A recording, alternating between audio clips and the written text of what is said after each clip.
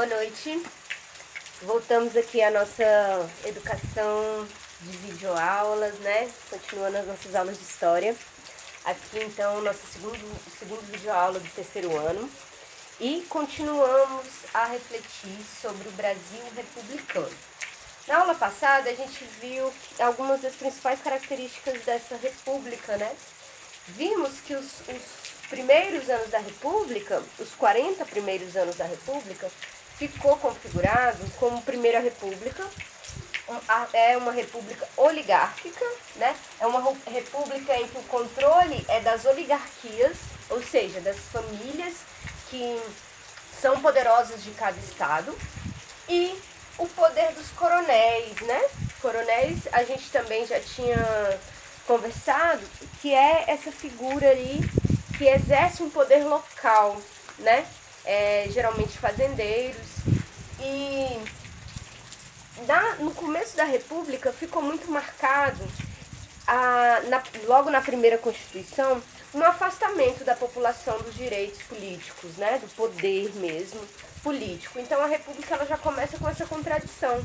Ela vem trazer uma oposição àquela monarquia autoritária em que o povo não tinha participação nenhuma no poder político, e só que ela continua, né? Ela mantém essa questão, porque quem tem poder político na República continua sendo um pequeno grupo, né, de famílias latifundiárias. Então, hoje a gente vai ver o seguinte, que a República mantinha a maioria da população afastada das decisões do governo. E principalmente na região Nordeste, o povo sofre ainda mais com esse novo governo republicano. A gente tem aí uma grande parcela da população vivendo na miséria. E a partir da República, a sua vida piora um pouco mais, né? Sem terra, sem emprego, tendo que pagar imposto, lidando com a repressão policial da República. Uma série de comunidades, de pessoas se revoltam no campo, né? Então o que a gente vai ver? Que uma grande parcela da sociedade não está aí feliz e contemplada com essa república, né? E isso daí, logo no início da Primeira República Brasileira, a gente vai ter uma série de levantes contrários a essa nova ordem política, né? Então o que a gente vai ver? Que essa política de fraude das eleições, em que os coronéis têm o seu voto de cabresto, né? Aquela questão de você dar um par do tênis e depois da eleição você dá o outro, né? Então, essa coisa de controlar as pessoas, a compra de votos, as trocas de favores, né? Esse tipo de questão, então, vai marcar fortemente a Primeira República e vai gerar uma grande insatisfação popular, tanto no campo, nas áreas rurais, quanto nas cidades. A aula de hoje a gente vai focar em dois grandes movimentos que aconteceu no campo, um no Nordeste e um no Sul do Brasil, né? Então, uma das respostas que o país vai dar à República é os movimentos messiânicos, né? Lembrando que hoje a gente vai falar de um dos capítulos mais sangrentos da nossa história, né? Vamos falar de dois movimentos muito bem organizados pela população rural, mas que terminam num grande massacre, né? De toda essa população que se ergueu contra a República no campo, né? O primeiro movimento, ele é um movimento muito conhecido na nossa historiografia, que é a Guerra de Canudos, ou o Arraial de Canudos, né? Ainda no século XIX, no final do século XIX, 1893, e dura até o ano de 1897, liderado pelo Antônio Conselheiro. É importante ressaltar o seguinte, esses movimentos, eles entram para a historiografia oficial como movimentos messiânicos. O que isso significa? São movimentos que têm uma característica muito forte de um fervor religioso da população que adere ao movimento, né? Então, geralmente, esses líderes, como eu vou citar aqui hoje, o Antônio Conselheiro e o José Maria, no sul, os dois têm uma questão religiosa muito forte, né? E isso, inclusive, é utilizado para aumentar esse movimento, para crescer esse movimento, né? Lembrando que o Nordeste brasileiro tem um fervor, né, religioso muito forte, e nesse momento essa característica vai influenciar esses movimentos. Então vamos lá, sem emprego, sem terra, no sertão da Bahia, milhares de pessoas se juntaram e ocuparam uma fazenda, né, uma fazenda abandonada, e ali montaram uma sociedade à parte da sociedade republicana, né? E essa sociedade, ela era uma sociedade de base comunitária. O que isso significa?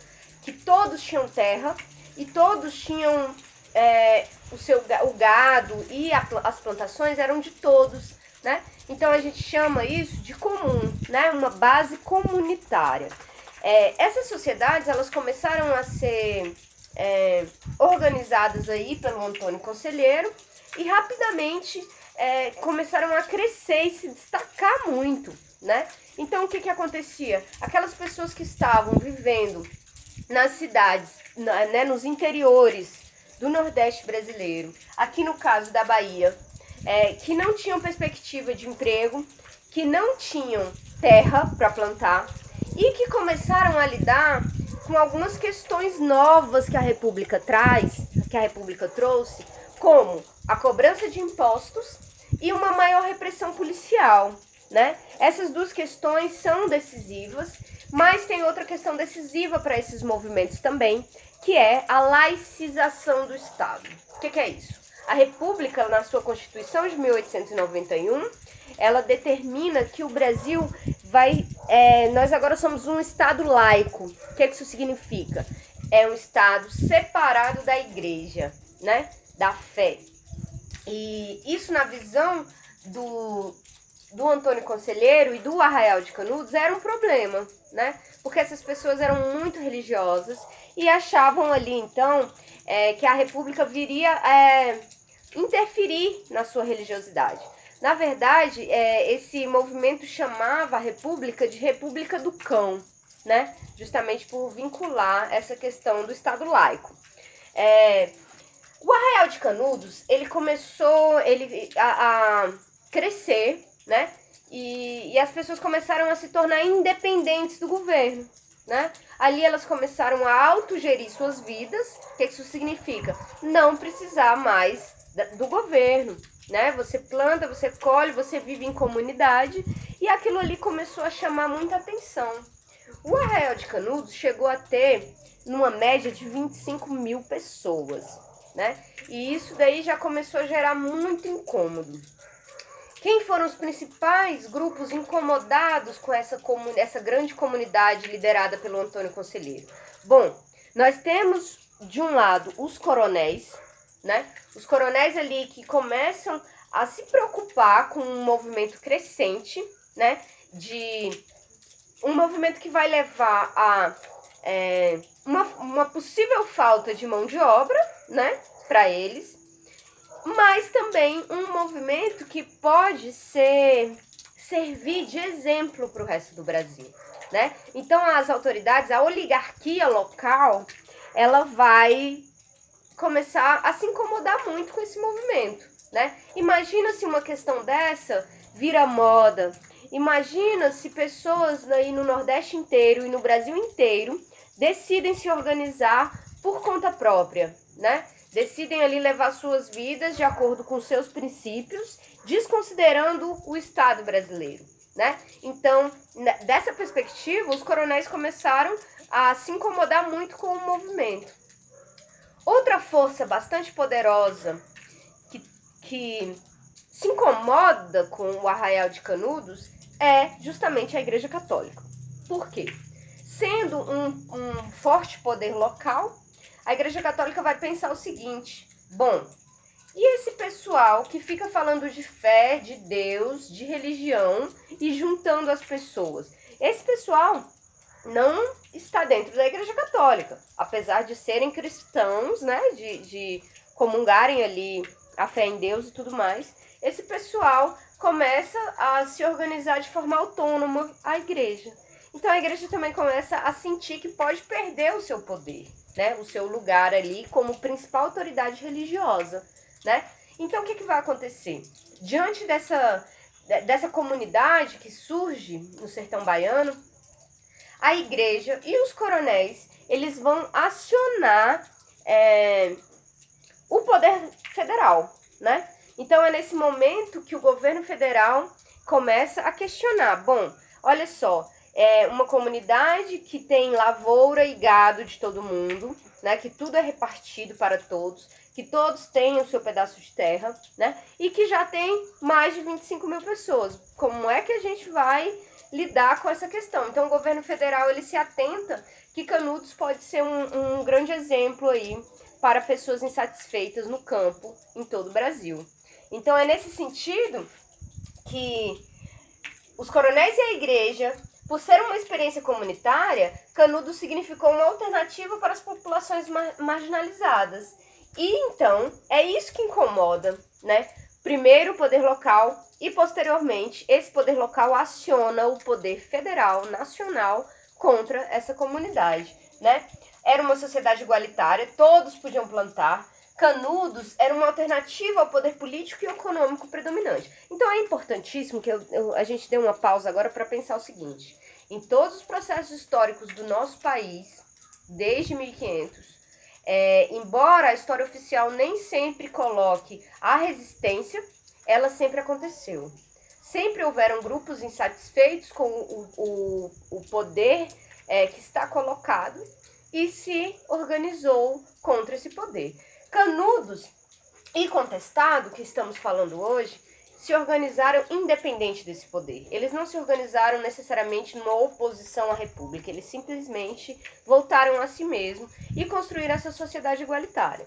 Bom, a igreja e os coronéis acionam o governo federal que decretou a Guerra de Canudos, né? Então o governo federal, ele mobiliza mais de 8 mil soldados fortemente armados, com metralhadoras e outras armas já avançadas para a época, como canhão, né? A Inglaterra manda um canhão para destruir Canudos, né? Então tem também o poder brasileiro, ele tem um apoio do poder da Inglaterra para destruir esse movimento popular, né? Então, o povo de Canudos, diante dessa mobilização toda, também se organiza para resistir, né? Canudos entra para a história também como uma experiência muito forte e uma experiência também de guerrilha, né? O que é isso? É uma guerra local ali entre os sertanejos, que aquela população do sertão tem muito conhecimento da área e usa esse conhecimento da área, da terra, da caatinga, para resistir ao exército, beleza? Então, esse é um processo que gerou aí, então, de 93 a 97, então a gente tem quase 4 anos aí, 3 anos e pouco de conflito do povo de Canudos contra o governo federal. Só que mesmo com essa quantidade de pessoas mobilizadas, Canudos resistiu, né? O governo federal precisou de 3 expedições e mesmo nas 3 expedições não venceu o povo de Canudos, né? Somente na 4ª expedição, né, é que o governo federal consegue acabar com Canudos, matar Antônio Conselheiro, mas não só Antônio Conselheiro, foram 25 mil pessoas mortas, né? Lembrando então que a gente está falando de um dos maiores massacres da nossa história. Pensem na quantidade que tinha de habitantes no Brasil no final do século XIX. Pensem então no impacto que é matar 25 mil pessoas. Todas as pessoas de Canudos, da comunidade, foi assassinada pelo governo brasileiro, né? Lembrando que também houve baixas do lado do governo, né? Mais ou menos 5 mil soldados foram mortos também nessa guerra de Canudos, né? Todas as casas foram destruídas, incendiadas, né? Então, inclusive, recentemente o governo federal, há uns 3 anos atrás, pegou essa memória dessa Guerra de Canudos e fez uma barragem que alagou, né? Então esse sítio arqueológico de Canudos aí está submerso hoje em dia em águas, né? Então é muito importante esse momento da nossa história. E é importante que vocês fixem, então, que a Guerra de Canudos foi um movimento, um grande levante no campo, né? E que se colocou contra essa república que já nasce desigual, que já nasce aumentando os conflitos sociais no Brasil. Beleza? Esse movimento, então, ele acontece no Nordeste, mas, alguns anos depois, um movimento muito similar ao de Canudos acontece na fronteira entre o Paraná e a Santa Catarina, né? Esse movimento, então, ele é chamado de Guerra do Contestado, né? A Guerra do Contestado, ela começa no ano de 1912 e ela vai durar 4 anos e acaba no ano de 1916. Assim como Canudos, os mesmos motivos que levaram ao Arraial de Canudos ser construído também levaram numa região contestada por Santa Catarina e Paraná. Por isso que a guerra chamou essa guerra chamada de contestado. Como assim? Era uma região muito assediada por uma empresa marmoré no Brasil, uma empresa muito, muito poderosa que decidiu fazer uma ferrovia atravessando essa região, né, entre Santa Catarina e Paraná. Lembrando que era uma região de bastante araucária, que é uma árvore nativa do sul e que tem uma madeira muito boa, né, muito assediada pelas empresas. Então essa empresa de ferrovia, ela faz um projeto para construir uma estrada de ferro que pudesse levar essa madeira, né, do sul para outros lugares. Então isso também é um dos motivos, né, dessa região ser exigida do governo federal, né? Mas vamos voltar um pouco e pensar. Lá no Contestado foram surgindo várias comunidades, né? Não foi uma comunidade só, mas foram várias comunidades que não queriam sair dessa região. Uma região contestada pelo poder local dos coronéis do sul, né? Dos coronéis gaúchos. E essa região começa a se organizar e dizer, não, essa terra é nossa, nós não vamos sair daqui, né? Então a diferença é que lá em Canudos a gente tem um grupo que ocupa uma fazenda, aqui em Contestado não, a gente tem comunidades que vão permanecendo nas suas terras, né? Surgiram diversas comunidades basicamente pelos mesmos motivos que Canudos, camponeses e pessoas desempregadas, desapropriadas das suas terras, se reúnem em comunidades igualitárias como alternativa à sociedade republicana. Então é a mesma coisa de Canudos. Essa comunidade se junta de forma alternativa. Não, nós queremos montar uma comunidade alternativa, né, que não siga as leis da República, né? Esse movimento, ele também teve a presença de uma liderança chamado José Maria, né? Esse líder também tinha um grande fervor religioso, ele era considerado um monge, né? As pessoas tinham ele como uma referência religiosa espiritual, né? Então também tem esse caráter que na história eles chamam de messiânicos, né? José Maria era monarquista, assim como conselheiro. Por que monarquista? Porque para José Maria e para Antônio Conselheiro, o Estado não poderia ser separado da igreja, né? Então eles preferiam a ordem monárquica, né? Que o poder político e a religião estivessem juntos, né? Então é um pouco restaurador, né? Eles querem restaurar a monarquia. Então, como conselheiro, José Maria opunha-se ao Estado laico e aos impostos trazidos com a República. Isso é muito importante também. Essa República do Cão, né, chamada assim pelos camponeses e sertanejos, era uma república que trazia um pioramento da vida, né? É até famoso algumas cenas de que Antônio Conselheiro, lá na Bahia, ele queima, né, uma série de cobranças de impostos em praça pública, né? Ele faz um movimento assim grandioso contra os impostos, novos impostos da República. Voltando então para o sul do Brasil, assim como Canudos, Contestado foi brutalmente reprimido pelo governo federal. O presidente em questão, na época de Canudos, era o Hermes da Fonseca. Aqui em Contestado, a gente tem um outro, que é o Prudente de Moraes, que era um paulistano, né? Daquela República Café com Leite que a gente viu, né? Ou paulista ou mineiro alternando no poder. Então, esses governos, eles tinham uma característica também de serem muito repressores, né? Todas as questões sociais de desigualdade, elas eram tratadas como caso de polícia, né? Então, é por isso que a gente tem esses dois movimentos bastante sangrentos na nossa história. A Primeira República, ela trata todas as demandas sociais da população com repressão, né? Enfim, com o exército atuando ali nessas comunidades, né? Então o presidente Hermes da Fonseca mobiliza as tropas contra essas comunidades de Contestado, né? E lembrando que diferente de Canudos, no início do conflito do Contestado, o líder desse movimento é assassinado, né? Logo no ano de 1912, José Maria é assassinado, mas outros líderes vão surgindo e vão mantendo vivo a resistência, né, e o movimento, e essa guerra de Contestado. Então, o povo mantém a guerra até a prisão do seu último líder. Foram mobilizados para destruir Contestado 9.000 soldados. E pela primeira vez na história brasileira foi utilizado um avião para combater esses revoltosos, né? A guerra dura 4 anos e no fim os coronéis do Sul têm a sua vitória garantida, né? Em cima de mais ou menos 15.000 cadáveres, né? Então o saldo de Contestado é a destruição completa daquela população, né? Então, juntando aí, a gente tem 15.000 mortos, né? A maioria dos dados oficiais falam em 10.000, mas existem pesquisadores e historiadores que levantam a cifra de 15.000 mortos pelo governo republicano contra o movimento de Contestado.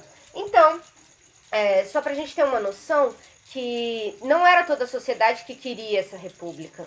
E no campo, os trabalhadores sem condições de viver, na miséria, nas difíceis situações, porque no Brasil não era todo mundo que tinha poder de ter a terra, né? A gente sabe que essa terra está concentrada desde o início da nossa história na mão de poucas pessoas, que é a oligarquia, né? Que são os latifundiários. Então, até hoje, as pessoas que não têm terra, que não têm condições, né? Elas precisam de alternativas para viver, né? Em que muitas vezes os movimentos sociais, né? Então, para concluir a aula de hoje,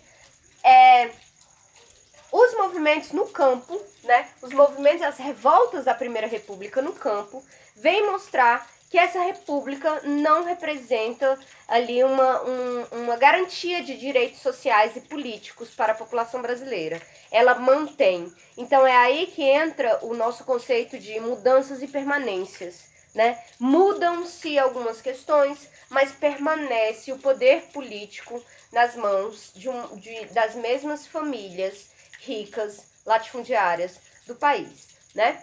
Nas próximas aulas a gente vai ver que esse movimento aconteceu também nas cidades e também dentro do exército, né? No primeiro ano, assim quando é formada, aprovada a Constituição, no ano de 1891, a gente já tem levantes dentro do exército contra a República, né? Então eu dividi assim, a gente vai ver, essa aula são as revoltas no campo. Na próxima aula, a gente aborda as revoltas urbanas contra a República e, mais posteriormente, a gente fala dos levantes armados contra a República, né? Os levantes dentro do Exército Brasileiro. Então é isso, espero que vocês anotem aí as principais questões da aula e a qualquer dúvida, entre em contato que a gente vai continuar esse debate, tá bom? Boa noite a todos, se cuidem e até a próxima.